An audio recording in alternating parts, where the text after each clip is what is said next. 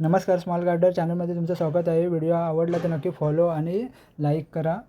तर आज बघणार आहे UTSवरून कसं तिकीट बुक करायचं. पहिलं प्ले स्टोअरला जाऊन UTS टाईप करायचं आणि इथे ॲप येईल जो UTSचा.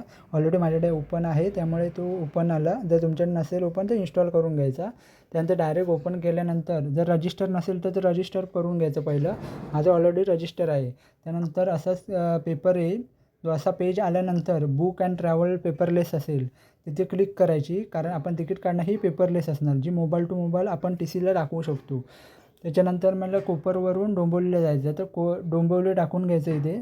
बघा खाली मी कोपर डोंबिवली टाकलं आणि गेट फेअरवरती क्लिक करायची. क्लिक केल्यानंतर आपल्याला फेअर समजेल की ₹5 तिकीट आहे, कारण मी सिंगल जातो आहे. त्याच्यानंतर ॲडल्ट 1 करायचं, चाइल्ड 0 नसेल तर.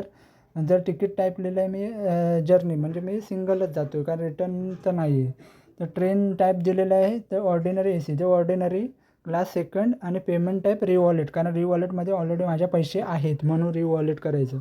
त्याच्यानंतर खाली येऊन बुक तिकीटवरती केल्यानंतर इथे पासवर्ड टाकून घ्यायचा. माझा रजिस्टर आहे म्हणून रजिस्टर पासवर्ड टाकलं आहे. तर तुमचं रजिस्टर नसेल तर रजिस्टर करून घ्या. त्याच्यानंतर टाकल्यानंतर असा पेज येईल. त्याच्यानंतर बुक तिकीटवरती क्लिक करायचे, मग आपल्याला तिकीट ओपन होईल, शो होईल. थँक्यू.